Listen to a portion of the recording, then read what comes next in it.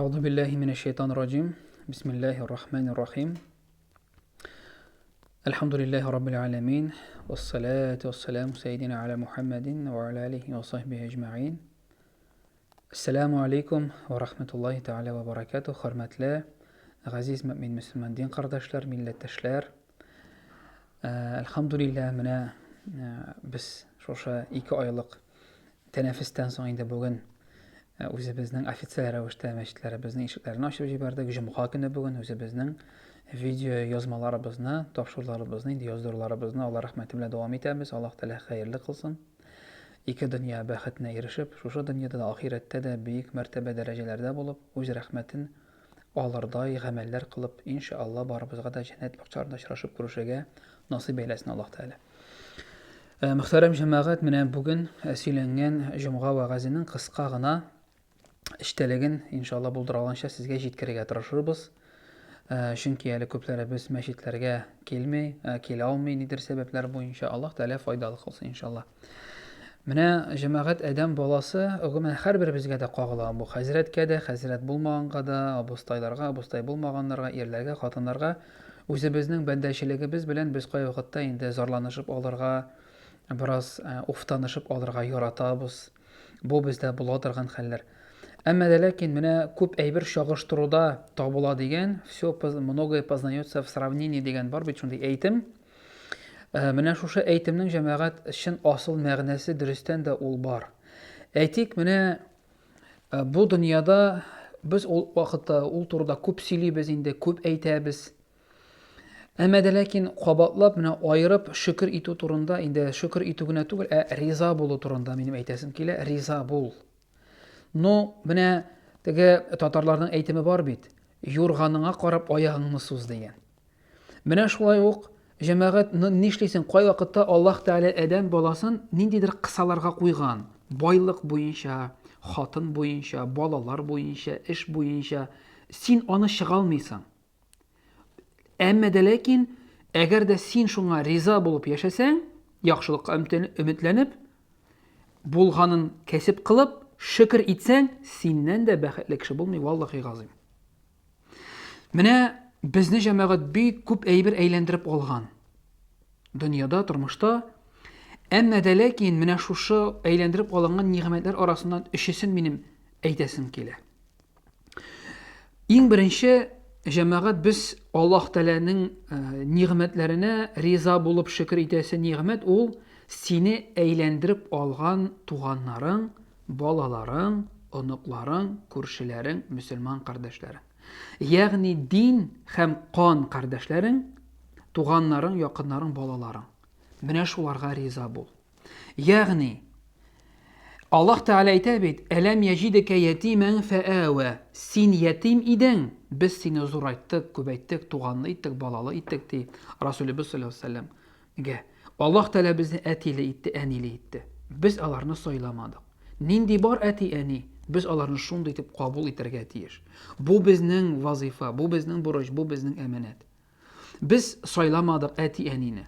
Без сайламадык туган җирне, туган илне, туган авылны. Без хәтта сайламадык балаларны. Әлбәттә, авырту булсын дип беркем теләми. Бәхетсез булсын дип беркем теләми. Ләкин без буны сайлый алмадык балаларыбыз өчен. Булдырган кадәр тәрбия бирергә тырыштык, калган инде Аллаһ Тәаләнең рәхмәте белән. Без бер туган абыйларыбызны, апайларыбызны сайламадык, ике туганнарыбызны. Алар нинди бар шундый. Шуңа күрә зарланма, уфтанма. Синең тәрбиясез балаң, ул кемнеңдер хыялы, кемнеңдер бөтенләй баласы юк. Кемнеңдер синең намазсыз, уразасыз әти-әниең, кемдер ятимнәр бала, ятимнәр йортындагы балалар әти-әни турында хыяллана. Шуңа күрә минем бер якын танышым әйткәне бар, мөдәррис. Кибеткә кергән вакытта, ширатта торган вакытта кайбер әти-әниләрнең балалары җылы-җылы әйбер сорый кибет киштәсеннән. Әгәр дә минем балам шулай җылап сорый белсә, мин аңа бөтен теләгән әйберен алып бирер идем ди. Кемнең нәрсә юк, аның шул авырта җәмәгать. Чөнки аның баласы ДЦП белән авырта, йөри алмый, сөйләшә алмый җүнләп. Әгәр дә минем балам шулай үз аяклары, куллары белән, авызлары белән сораса, мин алып бирер идем. Шуңа күрә шөкер ит булганына, якын тирәләреңә, туганнарыңа. Һәм җәмәгать, менә бу урында әйтәсем килә, без кай вакытта шуның кадәр бер-беребезгә карата сабырсыз. Кем ялгышмый? Peygamberlerde de yalgış buldu. Nuh'ta da, Muhammed sallallahu aleyhi ve sellem'de de, İbrahim'da da, Salih'ta da buldu. Peygamberlerde de, Yakup'ta da buldu. Peygamberlerde de yalgışlık buldu. Eti enileri biz de yalgışa. Biz de yalgışabız. Jitekçilerimiz de yalgışa. İmamlarımız da, hazretlerimiz de, bütün kişi hulikal insana zayıfe, eden balası zayıf, zayıflıktan yaratılgan. Bu bizge tabii yalgışı. Divanda yatıp, düşemge tükürüp yatkan kişigine yalgışmasqa mümkün. Bir нәрсе эшләмәгән кеше. Шуңа күрә бу урында әйтәсем килә, бер-беребезнең ялгышларыбызга сабыррак булыйк. Алла Субханаһу ва Тааля Муса алейхиссәламгә әйткән вакытта «Изхаб иля Фиргаун», «Эй Муса, Харун, барыгыз Фиргаун янына һәм аның белән нәрсә ди, сугышыгыз диме? Аны кыйнагыз диме? Аны үтерегез диме? Аның белән сугышыгыз, кычкырыгыз диме?» Кем ул Фиргаун? Йөзләгән, меңләгән баланы үтергән кеше. Әнә Раббукумул А'ла, мин сезнең иң бөек Раббыгыз дигән, мин Алла дигән кеше. Меңләгән, дистәләгән хатын-кызларны, ирләрне, балаларны үтергән, тереләй күмгән кеше ул Фиргаун. Шушындый зат белән дә ничек сөйләшергә куша Аллаһ Тәгалә? Барыгыз Фиргаун янына, аның белән йомшак итеп сөйләшегез ди. Аның белән матур итеп сөйләшегез ди. Инде әтиләребезгә карата. Нинди генә булмасын ул әти. Әниләребезгә карата. Нинди генә булмасын ул әни. Абыйларыбызга, апаларыбызга карата. Нинди генә булмасын ул абый, апа. Без нинди булырга тиеш? Әгәр дә Аллаһ Тәгалә Мусага йомшак булыгыз ди икән, без бер туганнарыбызга, хатыннарыбызга нинди булырга тиеш соң? Нәсрау нидән гыйбарәт? Ни өчен мин моны әйтәм? Шуңа күрә риза булганнарыңа, якын тирә, күрше туганнарыңа, бу синең әманәтең, бу синең сынавың, юлың, язмышың, син алар белән бергә атларга тиеш инде, аннан бер кая качып булмый. Булдыралганча аларны туры юлга өндә, ләкин нишләтеп? Күркәм рәвештә. Рагыт сүрәсендә 11-нче аятта Аллаһ Тәгалә әйтә: "Үзгәртмим хәлегезне, үзегез үзгәртмичә." Ләкин җәмәгать үзгәртергә тырышкан вакытта да ялгышкан икән, кулыннан тот, җитәклә, алып бар, күрсәт, ирәт. Кышкырып түгел. Хәтта Фиргаунга да кышкырырга кушмады Аллаһ Тәгалә. Бусы беренчесе, димәк, беренче нигъмәт шөкер дигән. Сөйләшер кешең булгач, барыр туганың булгач шөкер ит, кабул ит, риза бул шуңа. Икенче нигъмәт ул ризык. Бу урында җәмәгать әйтәсем килә. Пандемия вакытында, менә бу коронавирус вакытында кибетләр ишеге ябылды, күп кеше эшсез калды. Ләкин бит Аллаһ Тәгалә Бәкара, Гымран, Коръәндә галимнәрнең әйтүенә караганда 100 мәртәбә әйтә ризык миннән дип. Бу минем сүз түгел. Бу башка хәзрәтнең, шейхның, галимнең сүзе түгел. Бу шушы дөньяны яраткан, куштырнаклар әйткәндә, шушы предприятиенең генеральный директоры куштырнаклар эчендә күчереп әйткәндә безнең телгә. Шушы оешманың бар кылучысы яратучы Аллаһ Тәгалә әйтә ризык миннән. Бер урында гына Бәкара сүрәсендә ул шайтан сезне факыйрлык белән куркыта. Без 100 вәгъдәгә ышанмыйча бер шайтанның сүзенә иярәбез. Мәчетләрнең садака яшикләре ачылды кайбер җирләрдә. Урлаулар булды, эчкечелек артты. Бу шушы юлдан чыгу юлы түгел бу. Бу кире упкынга алып бара торган юлга бастык без, күпчелегебез кызганычка каршы. Ризыкның тәкъдире Пәйгамбер саллаллаһу алейһи ва сәллям әйтте, Бухари ва Муслим сахих хадистә 40 көн, ягъни 120 көн. 3 тапкыр 40 әйтелә. 120 көн үткәч, җан белән бергә, җан кергән вакытта ана карнындагы үлгән мәетне терелтә, Аллаһ Тәгалә җан кертә. Шул җанны керткән вакытта ризык, бәхет, аның тәкъдире, үләсе язылган инде ул. Язылган, эшкә баруың, кайтуың, шушы халәткә киреүең генә сәбәп кылмыйсың, син сәбәп Аллаһ насыйп әйләгән. Менә бу урында әйтәсем килә Закария алейхиссәламның кыскана бер кыссасын гыйбрәт алсак үзебезгә. Мәрьям анабызны, Гайса алейхиссәламның әнисен, Мәрьям анабызны әнисе мәчеткә алып килгәч, кызымны дин тәрбиясенә бирәсем килә дигәч, Закария алейхиссәлам белән башка галимнәр үзенә алырга теләделәр Мәрьям анабызны. Беләләр, чөнки нинди нәселдән башкасы. Шул вакытта аларның бәхәсләре ничек шишелә? Берничә төрле риваят килә. Анда әйтелә, каләмнәрегезне, ягъни яза торган каләмнәрегезне суга ташлагыз дип. Кемнең каләме агып китә, аңа булмый, кемнең каләме я бер урында тора, я агымга каршы менә, Мәрьям шуңа була дип.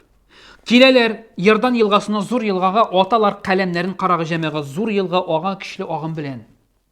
Аталар каләмнәрен сиңа дигән булса, Аллаһ Тәгалә каләмне дә суга каршы йөздерә, синеке булачак ул. Закарияның каләме кайбер риваятларга караганда бер урында тора, кайбер риваятларга караганда агымга каршы менә. Аллаһ сиңа дигән ризыкны агымга каршы илтеп булса да сиңа китерә. Аллаһ Тәгаләнең тәкъдирендә язылган ия Мәрьям анабыз Закария тәрбиясендә булырга дип. Һәм ул шулай булды да. Каләме хәтта агымга каршы барып, бер урында торды яисә яки агымга каршы барды дип килә риваятта. Чөнки ул аңа язылган иде. Һәм көннәрдән бер көнне Закария анабыз Мәрьям янына керсә, нәрсә күп ризыклар күрде. Аны яна бер кем кергәнми, бер кем чыкмый торган була. Шуннан сорагач, каян бу ризыклар, я Мәрьям дигәч, инналлаха ярзукна ма яша бигайри хисаб. Аллаһ теләгән бәндәсен хисапсыз ризыкландыра диде Мәрьям анабыз. Һәм бу шулай. Әгәр дә кеше кулында булса, без ачлыктан үлгән идек инде әллә кайчан. Аллаһ безне ризыкландырып тора. Һәм җәмәгать, димәк, булган ризыгыңа шөкер ит, үзеңә шөкер ит. Нинди бар син шундый? Һәм өченчесе җәмәгать, соңгысы, ул инде әйләнә тирә. Яшәгән илең, менә моны кызганычка каршы күп мөселманнар аңламыйбыз. Яшәгән илеңә, районыңа, республикаңа, авылыңа, капка төбеңә риза бул һәм аны матур итеп тот. Илеңне дә сүкмә, җәмгыятьне дә сүкмә, күршеләреңне дә сүкмә, табигатьне дә сүкмә. Расулебез саллаллаһу алейхи ва саллям әйтте, көн күрешләрен, һава торышын сүкмәгез, Аллаһны сүккән булырсыз диде. Кәбисә еллары, 13нче числолар, күп вакытта кече ширеккә, хәтта зур ширек әле ул. Батабыз, Расулебез саллаллаһу алейхи ва саллям әйтте, әгәр дә бер хәерле эшне башкарудан сине берәр хурафат туктатса, син ширек кылдың диде. Буш чиләк очрады, кара мәче кисте, калак чөп китте, тоз чәчелде, кызгын кычкырды, 13нче число. Булар тарихта аларның бер вакыйгалар белән бәйле вакыйгасы бар, историясы бар аның. Ләкин бу язмышта, көндә, синең юлыңга чыгуыңда, юлдан әйләнеп кайтуыңда, бу эшнең уңышы дагын мәчедән дә тормый, йомыркадан да тормый, чиләктән дә тормый, йолдызлардан да тормый. Ул Аллаһ Тәгалә кулында. Һәрбер көн Аллаһның көннәрне, айларны, елларны сүкмәгез диде Расулебез саллаллаһу алейхи ва саллям. Аллаһны сүккән булырсыз диде. Шуңа күрә икенче әйбер, шушы табигатыңны ярат, сандугачларны ярат, капка төбеңә ярат, чиләкләр, чәчәкләрне утырт. Сулар сип, матурла дөньяны, дөнья үзгәрсен өчен син нәрсә эшләдең? Ямсыз дисең, зарланасың, дөнья матур булсын өчен нәрсә эшләдек без үзебез, шәхсән. Расулебез саллаллаһу алейхи ва саллям әйтте, тик тора торган суга кеше халәтегезне үтәмәгез. Юлдан яткан әйберләрне, йөрергә камачаулый торган әйберләрне юлдан алып куегыз. Хәтта ауга чыккан вакытта да, хәтта балыкка барган вакытта да дөрес ният белән барырга кирәк. Вакыт үткәрер өчен генә тоткан балыкны үтерер өчен бару дөрес түгел.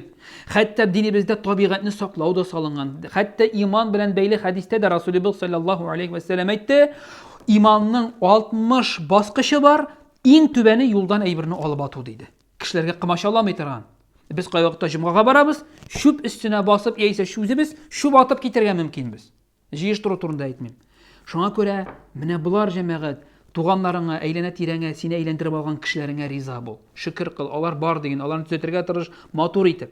Икенчесе, ризыгыңа шөкер бул. Риза булсаң, Аллаһ Тәгалә тагын да хәерлелеген бирә. Тагын да юллар ачыла. Һәм инде җәмәгать, өченчесе, әйләнә тирә табигатькә, үзеңнең яшәгән илеңә, районыңа, авылыңа, поселогыңа риза бул. Аны матурлап хөрмәт ит, ярат. Бу да динебездә, сөннәттә ул безнең салынган. Һәм җәмәгать, менә инде ризык мәсьәләсенә калганда, ул бит кызыклы мәсьәлә, ризык мәсьәләсе бит инде акча, байлык мәсьәләсе. Шуны әйтәсем килә, Сәҗдә сүрәсендә шундый аят бар. Көннәрдән бер көнне Аллаһ субханаһу ва тааля мөселманнарга Мәккәгә мөшрикләрне кертмәскә куша. Кайбер мөселманнарның шушы мөшрикләр белән сәүдәләре була. Һәм кайбер сәхабәләр, мөселманнар сәүдәсез калалар. Ягъни Аллаһ Тәгалә сө кертмәгез ди Мәккәгә мөшрикләрне бетен. Һәм алар кертмәгәч сәүдәдә узыла. Кайбер мөселманнарның күңелләренә шик төшә. Безнең сәүдәбез нишләр микән? Карагыз, аятның икенче яртысы нәрсә ди? Әгәр дә сез ди шушы капкаларны япсагыз, мин сезгә икенче яктан тагын да хәерле капкаларны ачам ди. Үзеңнең ярамаган эшеңне туктат. Колхоздан фураж кыстырып кайтулар, колхозныкын урлыйм, кешенекен түгел дип. Эштән, предприятиедан бензин кыстырып кайтулар, күпме инде ул дип. 50 суммы, 50 меңме урлар булып кала җәмәгать. Аның разницасы бар суммада, ләкин бит ул гомумән урлау дип атала. Ярамый, менә бу Аллаһ Тәгаләнең Ар-Раззак дигән исеменә ширик китерү. Ширик кату була.